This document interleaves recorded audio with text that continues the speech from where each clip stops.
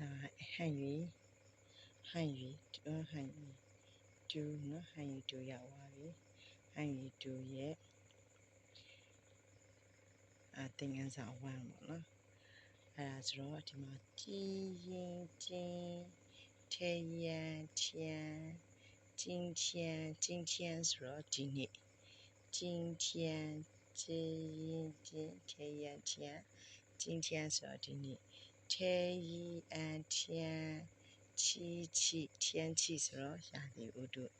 天阳天气ဆိုတော့天气ဆိုတော့ရာသီဥတု黑暗行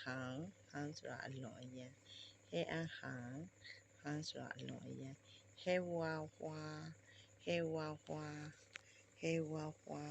ဆိုတာပန်းဖောရောက်ဖြောက်လေးရန်ဖြောက်ဆိုတာလှပါတာဖောရောက်ဖြောက်လေးရန်ဖြောက်ဆိုတာလှပါတာဖုန်းဆိုတာလေ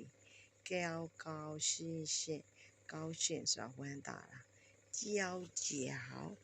ခြေထောက်新ဆိုတာအသစ်旧ဆိုတာအဟောင်းလင်းအောင်လောင်ဆိုတာအပြာရွှင်ဆိုတာ